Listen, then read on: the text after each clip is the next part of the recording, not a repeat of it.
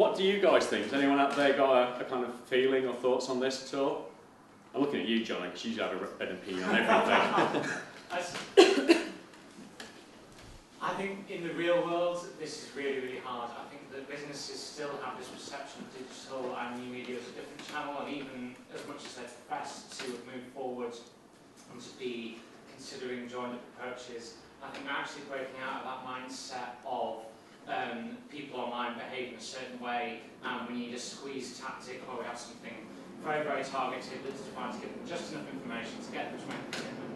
And that's still the prevalent attitude, and I think I'd be interested in kind of getting your thoughts on how to break through that mentality and how to get to the point where actually, yeah, we've got different audiences, we need to educate them, they have different needs. Maybe not everybody's going to buy a carpet, but maybe this portion of people would like to find out about carpets so that they may take this small action, or they may inform these people about it. And just how do you help real world scenarios and real world businesses get to that point where they start to think that way? Can I field that one, because that's probably one of my favourite parts of my job, really. And I think one of the things that you've used the term that I find really interesting, and actually digital people do it all the time. We use the phrase real world, as though for some reason when you're online or you're on your website it's not real. And I think that's really important. I think putting stuff into context, one of the bad habits that we have as digital people is being producers. And Karen touches on it there, we're actually marketeers, we're actually about communications, we're not just website builders, we're not just Twitter feed aggregators. So we need to put our stuff into context, and that will really, really help people to understand. Using that carpet example, that when you discuss having a carpet, put into their space what happens before they Google. Let's not talk what SEO plan you're going to have. Let's imagine the couple sat on their sofa looking at the stain that their one-year-old baby left, and I really want a new carpet. So then what happens? What dialogue occurs, before they reach that point? Think about those real-life cues. I might have been to a friend's house, seen they've got a really nice carpet, and then have a conversation on the way home, and my wife says, we need new carpets, and I say, we don't, and she says, we does, and then we buy some.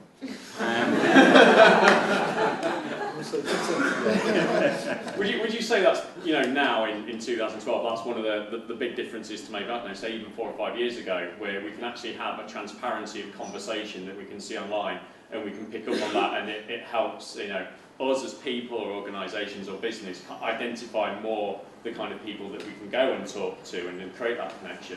I think we've got a unique opportunity as well, because we can observe conversations that people are having around as well. So in a strange way, it's like being in a shop where you can overhear every conversation that the sales assistant is having with every customer that comes in.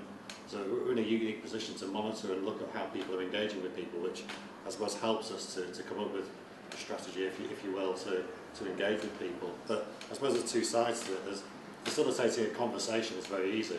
Setting up a Facebook channel or a Twitter feed for a client is very easy. But how you encourage them to...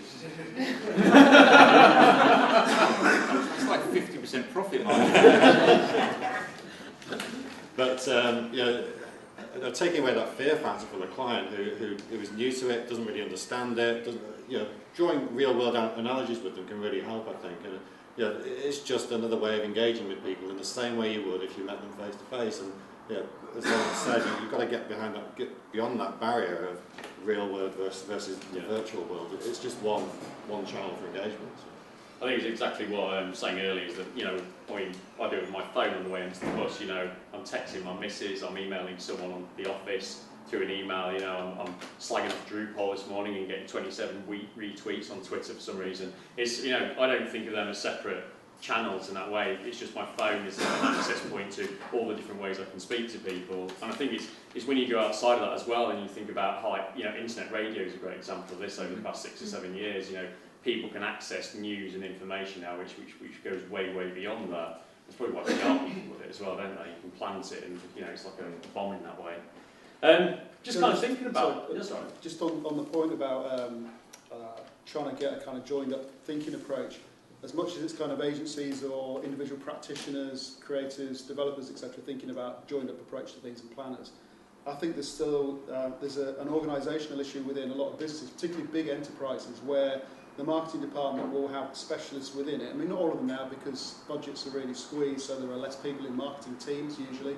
But you'll have the PR department will be separate from the social media department. They'll maybe have one person in social media who's trying to get to do everything but not thinking about the brand message that threads through all the different channels.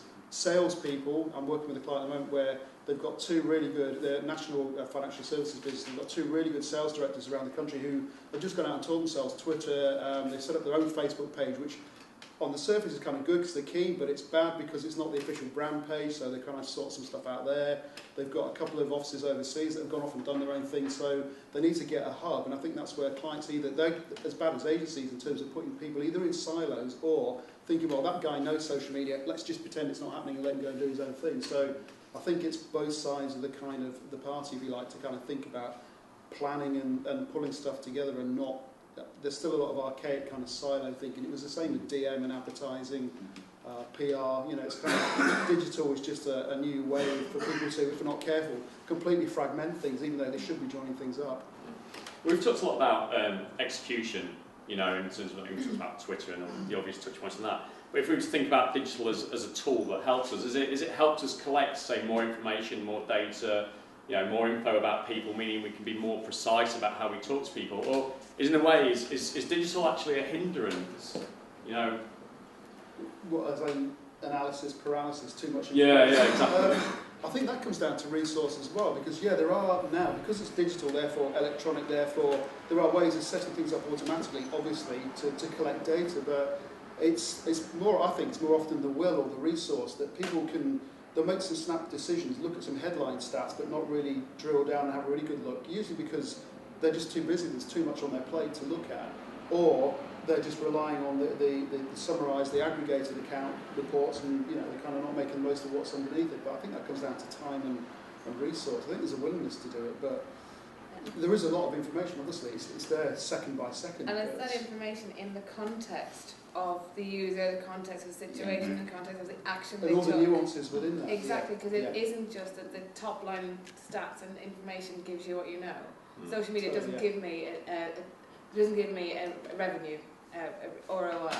Social media doesn't give me lead to more sales, but it's part of a blended approach, as is email and all the other touch points that people want to be there at the point. So it is about, you have to know what you're looking for in the analysis of that information in the context of what happened next, and in the context of what else the other touch points the consumer has been involved in at different points.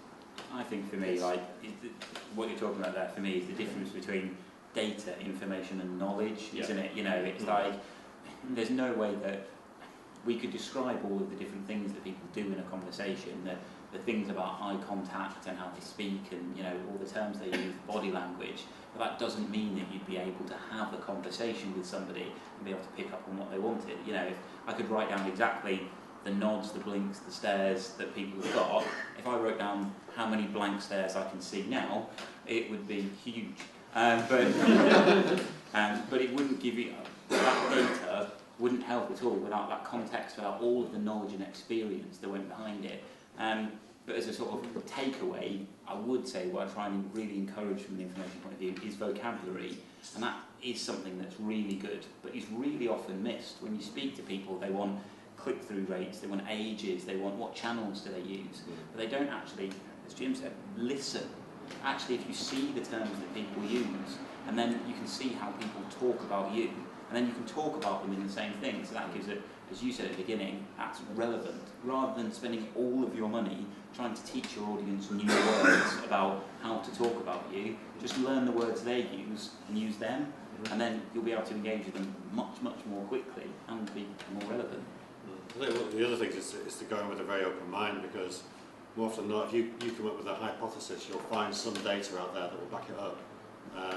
You've got to be very selective with how you look at data. I think it's very easy to look at statistics and just make it work in your favour, present it to a client and say this works, but at the end of the day you're going to get judged on whether it succeeds or not. So be very careful about what it is that you present and how you would analyse it and how you contextualise it, really, because you know, otherwise you can have a very flawed hypothesis and just find data to back it up just for the sake of it, and I think it's a dangerous place to be in.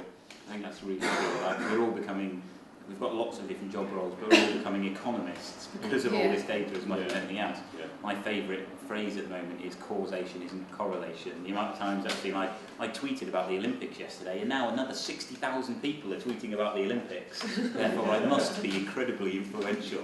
And it just doesn't pan out like that. But in terms of data, let's not forget the real world, but also the consumers, because the data is out there for them too. There's more data available for them. And actually, well, as you said, Mark, I expect that the data I've given at one touch point carries through to all the other touch points. I expect, and their expectation of what's available to them, how much they can get for free, how savvy they can be about selecting between brands and companies, how quickly they can get information, and what people will do with your data. If anything, people are becoming more and more aware of how much data they're giving on Facebook and giving it. So there's an almost backpedal in terms of, what are you going to do with my data? And people are becoming more aware of the data that's out there about them, and able to run their experience, of course, see what they're giving away. So they not only have as much access to as much data as you, but they also expect you to use it more precisely, to give them a more relevant message in more immediate terms. So it's not just about the data being a benefit to us, there's a benefit to consumers because it gives them more power and more control into their hands as well. Yeah, I think people are getting impatient with kind of sloppy marketing where you get a message back which is clearly just a mass marketing message. And that's kind of... They're becoming savvier, they can see through what is marketing schmarketing and what is actually relevant to them and based on their past behaviour.